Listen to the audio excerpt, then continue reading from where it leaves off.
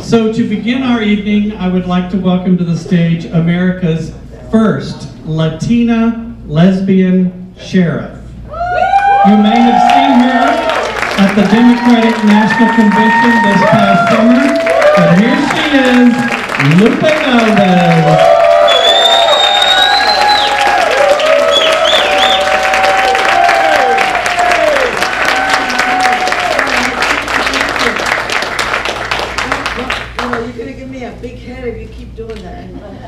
Maybe it'd be the only way you see me over the stage. You know, I heard about an officer. Can I do this? Yeah. I just take the mic. I heard about an officer who was working traffic on 75. I can almost see him. Was working traffic on 75, and he pulled over a car that was full of nuns. And he starts to explain to her that he was giving her a ticket because she was speeding. And she says, "But officer, I'm not speeding. It says right there, 75. And he says, "No ma'am, no ma'am. That is the highway. That is not the speed." And he looks back in the car and there's all these trembling nuns. And he goes, there was about 3 trembling nuns there. And he says, "What's wrong with them?" And the nun replies, "Well, according to what you just told me, I must have just gotten off 121. So they were having a very frightening time. Anyway, in 1990, I was a federal agent working for a now defunct agency called U.S. Customs. Because back then, they didn't have too many Spanish speakers. And as agents, I was in and out of town quite a bit, going to different parts of the U.S. doing what federal agents do. So I often only got bits and pieces of what was going on in the city. I was aware of DPD's lie detector question, because several of my friends at the then GLBT Metropolitan Community Church would talk about how they passed the test with the question. Of course, the question asks, are you practicing lesbian or practicing gay? And some of my friends would say, "This is how we pass the test." We said no. In our mind, we said, "We don't practice, we're pretty good at it."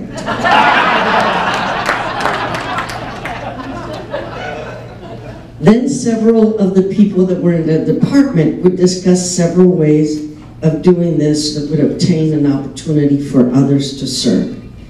And of course, they could never talk. They had to lie to do the job they loved if they passed the test and became an officer. And of course, they could never talk about the person they loved, as all the other officers could. They had to live a lie, and always with the fear of being discovered. Then one person came in and said, "I'm not lying. I want to be an officer and served honestly and trustfully just as I am." Oddly enough, we find that many departments who do this also would hide their officers who did other things: domestic abuse, aggravated behaviors, and all the officers knew about it, but everybody looked the other way. I would come in and hear what was happening, and I often got scared. I'd come into town and hear all of this. At lunch today, Mica and I discussed how many of the gays and lesbians who are already in the department reacted to her. And I understand.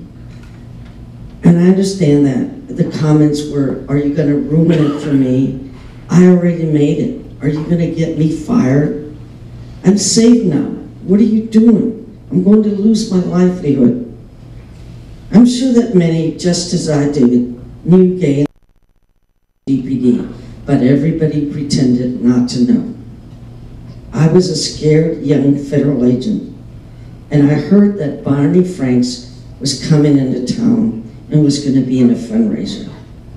I was quite economically challenged for that fundraiser, but I scrambled up the amount that was needed, and I went in with the sole purpose of talking to Barney Franks. If you recall, Barney Franks was a congressman who was outed and then still continued to win while he was in Congress.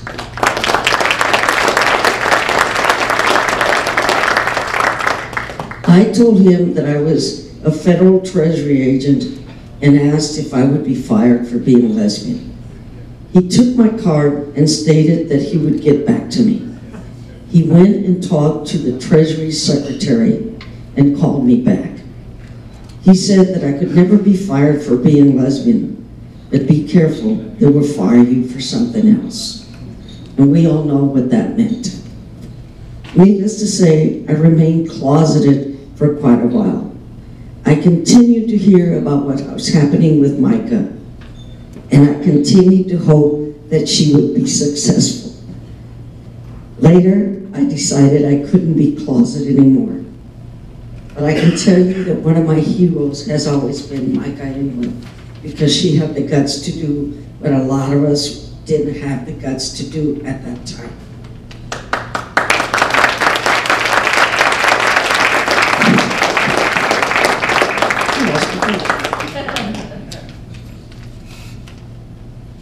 Mica challenged the system, and we are all better for it, to the point where now the highest ranking law enforcement in this county is a member of the GLBTQ community.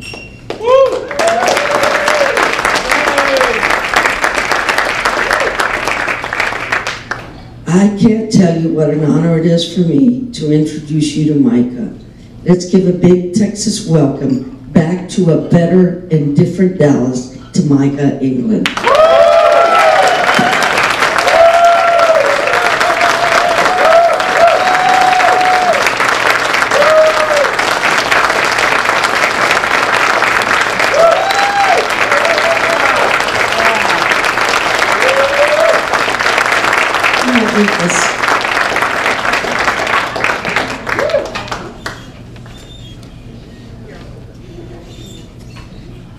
Can you hear me? Yes. Thank you. Hello, Dallas.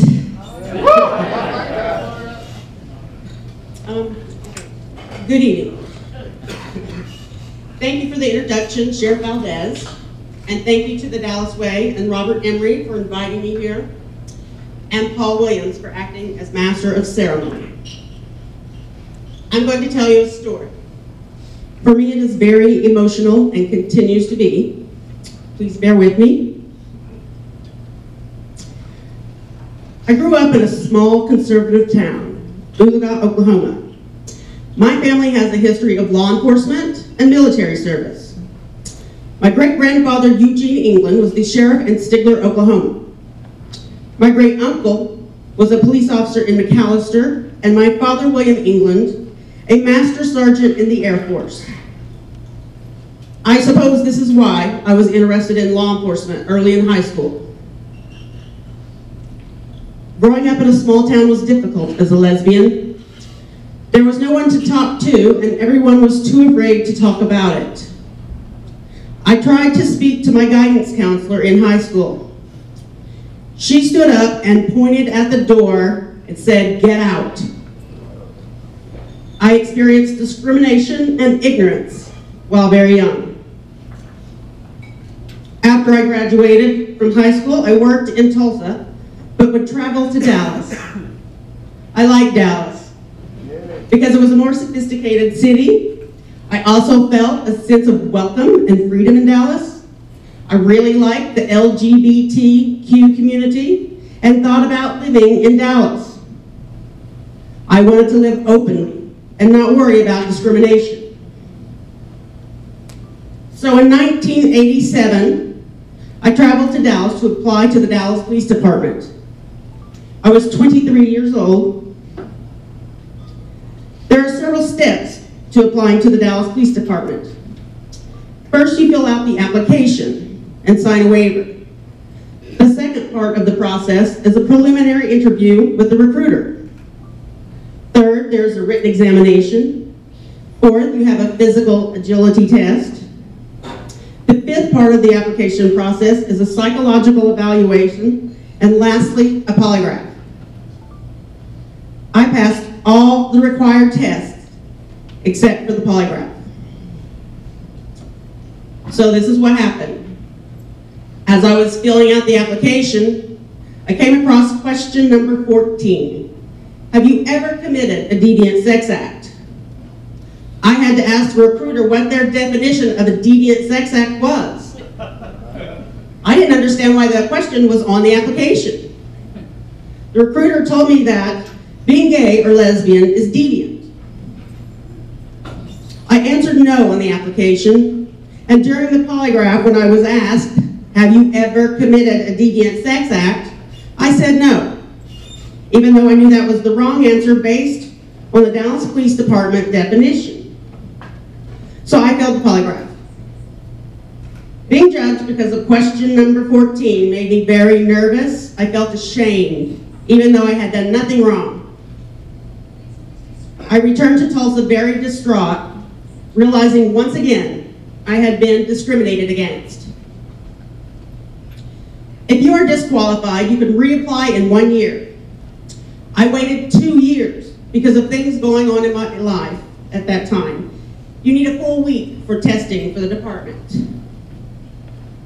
During these 2 years, I kept in touch with the same police recruiter I had interviewed with in 1987. In 1989, I called to speak with her. She informed me that they would be in Tulsa taking applications for the Dallas Police Department. I met with the recruiters in Tulsa and reapplied. The recruiter asked why I was disqualified the first time, and I told her that I did not pass the polygraph because of question number 14. I told her that I was a lesbian. I asked the recruiter if I was going to be wasting my time. Would I be discriminated against again? There were 2 recruiters in Tulsa that day. They went into the hallway to discuss my question about discrimination. They returned in and informed me that I would not be discriminated against and that I should come to Dallas and finish my testing. I called. I got an appointment for July 10th, 1989. I can remember the excitement I felt. I had passed all the tests before, except question number 14, and I was expecting to be honest and be hired. On Monday, July 10th, 1989, I went to Dallas Police Headquarters to start the application process at 8 o'clock a.m. I was very nervous and excited. My appointment was with the same recruiter I had seen in Tulsa. I signed waivers. I completed my paperwork. I met with the recruiter and we began to discuss the application process. The question, have you ever committed a deviant sex act, came up.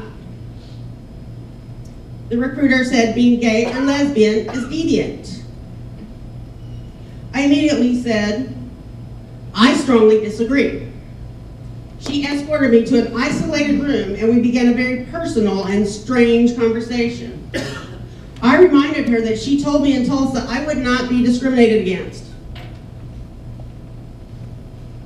I asked why she did not tell me this during any of our phone conversations in the past 2 years.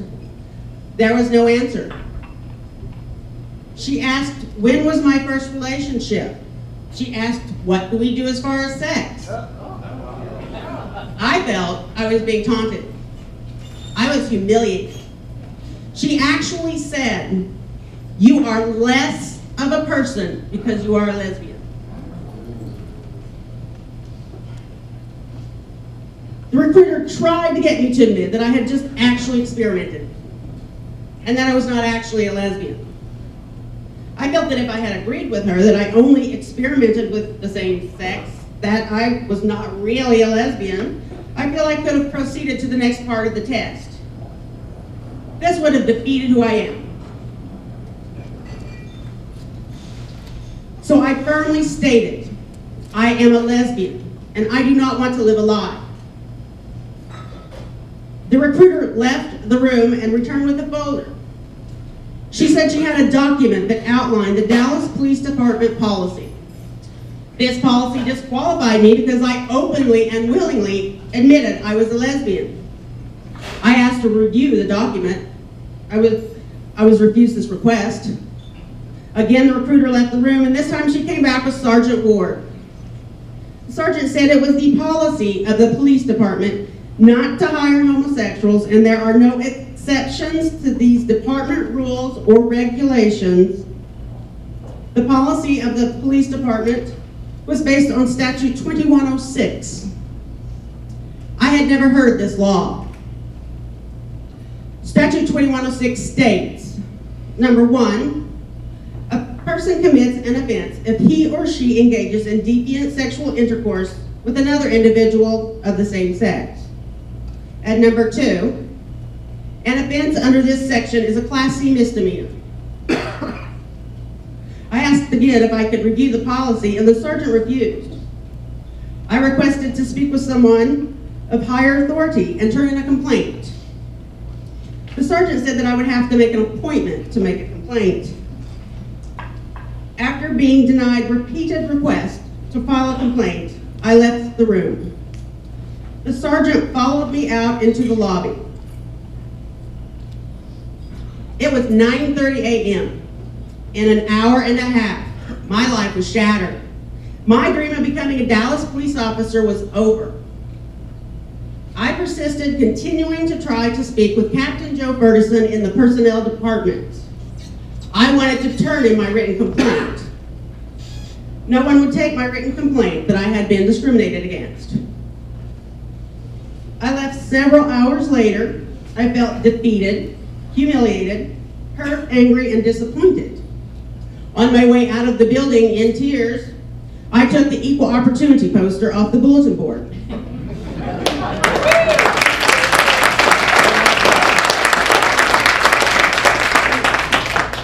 I recognized that the Dallas Police Department was not an equal opportunity employer. I was so upset Monday night. I did not sleep the entire night. I went through the government pages of the phone book. I was looking for organizations to call to ask for help. I wanted to be a Dallas police officer, and I knew this discrimination was wrong. I was going to fight for my right to be a Dallas police officer. At 8 o'clock a.m. Tuesday morning, July 11th, 1989, I went back downtown to the Dallas Police Headquarters to turn in my complaint. Again, I asked to speak to Captain Joe Ferguson of the Personnel Department to turn in my complaint. I was told the captain was in a meeting. Yeah, I could see him at his desk. So I was making phone calls from my notes from the night before. I called the Dallas Gay Alliance. Karen Estes answered the phone.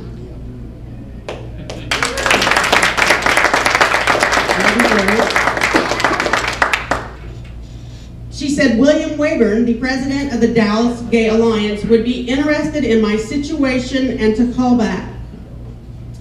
I called back after being glared at and gawked at all morning by the Dallas Police Department employees and many police officers. When I did call back and spoke to William, he said he would meet me at Dallas Police Department headquarters to help me turn in my complaint. I felt so relieved to have help, and that someone finally was not ignoring me. At 11:15 that day is when I first met William Wayburn. We began to try to turn in my written complaint. We went to the Executive Chief Stafford's office, but Chief Stafford would not take my complaint. He made an appointment with Captain Joe Ferguson of the Personnel Department to speak with us. Captain Joe Ferguson again refused to take my complaint. He only wanted to know who were the officers in Tulsa that I spoke with. So we went to the office of Assistant City Manager A.C. Gonzalez. Mr. Gonzalez told us that the Dallas Police Department does not discriminate. Clearly he was wrong. He did not take my complaint either. His main concern also, who were the recruiters in Tulsa. So William and I continued my desire to turn in my written complaint. We went to Sergeant Ward. we were not able to turn in my complaint. The Dallas Gay Alliance attorney met William and me at police headquarters. Then we were sent to Deputy Chief John Chappelle. Finally, at 4:15 that afternoon, I was able to turn in my written complaint that I had been discriminated against. On Wednesday, July 12, 1989, William Wayburn asked me if I would be interested in speaking at the city council meeting. I said yes. I wanted to speak up about this discrimination. I know we all know how discrimination feels. Standing at the podium in the city council chamber, I was not on the agenda to speak at the city council meeting, so I was required to speak about the topic the city council chose. The topic was Tiananmen Square.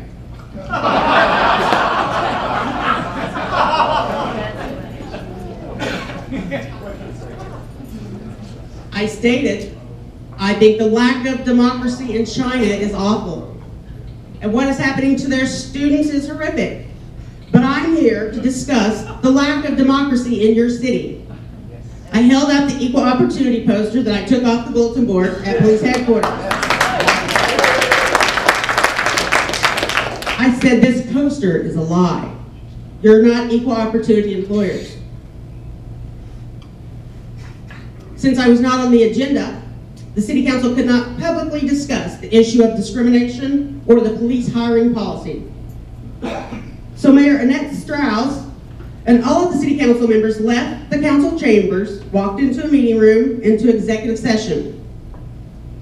Later, the mayor and council members returned to the council chambers. Legally, they could not discuss the police hiring policy because I was not on the agenda. They said they would have to get back to me. In previous years, I had been planning on moving to Dallas. I really loved it here. So while pursuing my employment with the Dallas Police Department, I had been looking for employment as a chef and looking for an apartment.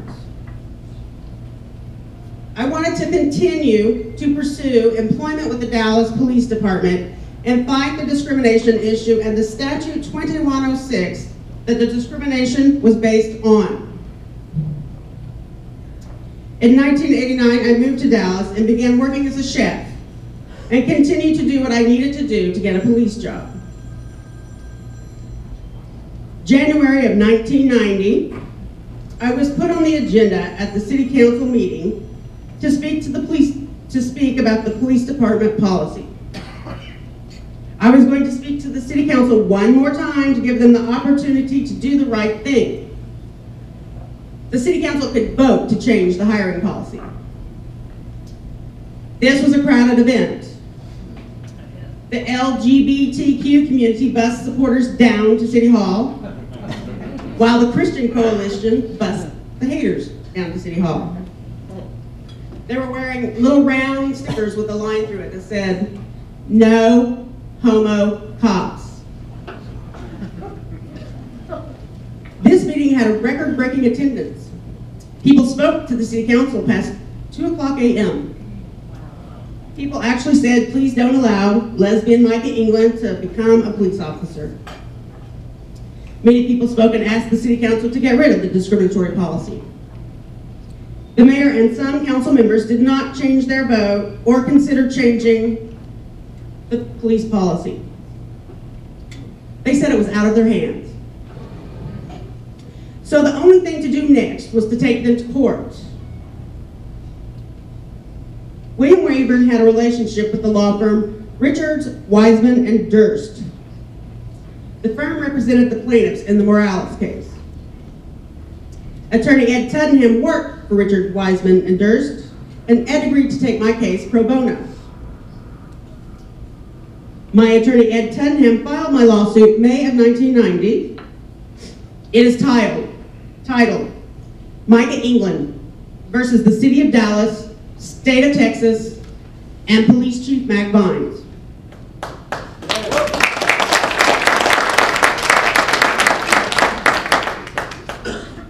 We filed against the city because of the discriminatory police policy. We filed against the state of Texas because of the statute 2106 the policy was based on. And we named a person in the lawsuit. That was a requirement, so I chose Police Chief Mac Vines. William suggested to me that we should get Lambda Legal Defense Fund in New York City involved. Lambda had agreed to take my case too. Attorney Evan Wolfson from Lambda Legal Defense Fund was co-counsel with Ed Tuddenham. Lambda Legal provided us with helpful studies, materials, and information from other cases. This was important because lawsuits that have been won are cited in lawsuits currently being argued. Courts are made aware of previous rulings. My case provides this evidence for future discrimination lawsuits. So in 1992, we went to court, February 3rd that year. We won in the district court, which is the first and lowest trial court level. Judge Fuller ruled the 2106 statute was unconstitutional and the hiring policy was discriminatory. This struck down the hiring policy and the 2106 statute in the jurisdiction of the First Court of Appeals. In 1993, Dallas appealed to the 3rd District Court of Appeal, located in Austin. We also won the 3rd District Court of Appeal in Austin. In 1994, Dallas could then appeal to the Texas Supreme Court. However, a petition for rehearing must be done in a timely way, meaning the Supreme Court cannot hear an appeal if there was not a timely petition for rehearing. Dallas was 2 or 3 days late to appeal to the Texas Supreme Court. Therefore, the Supreme Court was required to dismiss the appeal. The jurisdiction of the 3rd District Court of Appeals is 24 counties. As a result, my case struck down the statute 2106 in the 24 counties covered by the 3rd Court of Appeals and 10 counties in the 1st Court of Appeals.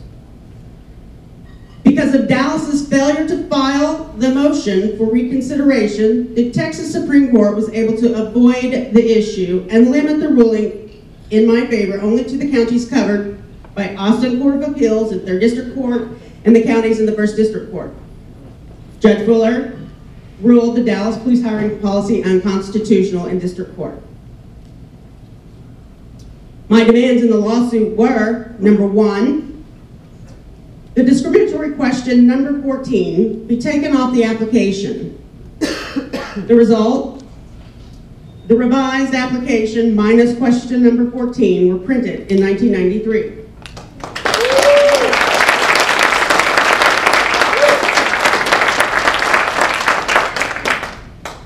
Number 2, prohibition of any questions concerning sexual preference during the interview or on the polygraph examination. The result, this was agreed. Number 3, recruitment from the LGBTQ community. The result, the community acquired a liaison from the Dallas Police Department to mediate and work with the LGBTQ community.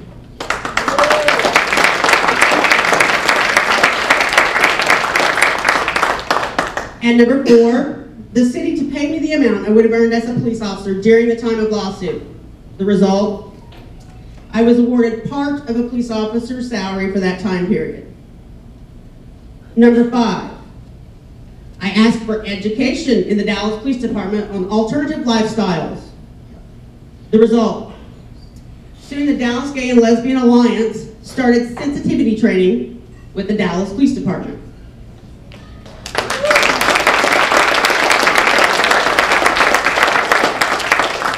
Number 6, that I be allowed to reapply to the Dallas Police Department. The result, I did reapply. For my preliminary interview this time, we did not go to the personnel office.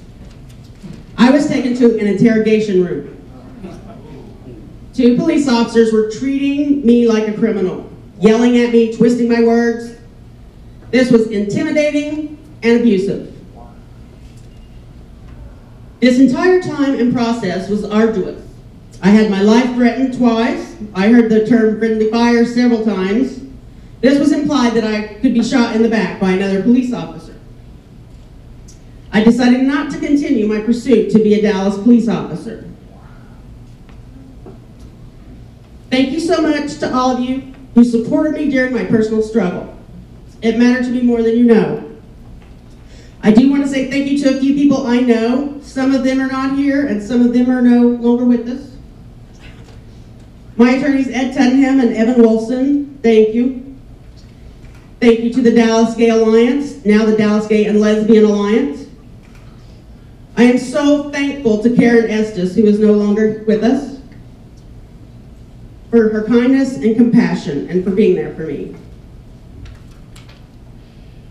Thank you, William Wayburn and Craig Spalding, Don Mason, Bruce Monroe, and Dick Weaver. I also want to thank these wonderful men who are no longer with us: John Thomas, Bill Nelson, Terry Thibodeau, and Bill Hunt.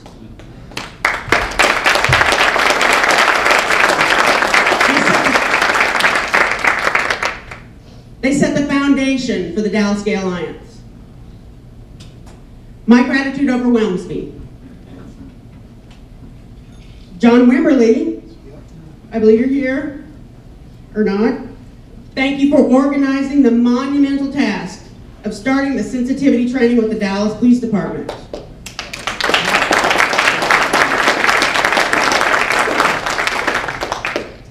While some changes have been made, we in this room and the LGBTQ community know that many more changes and many people's attitudes still need to change.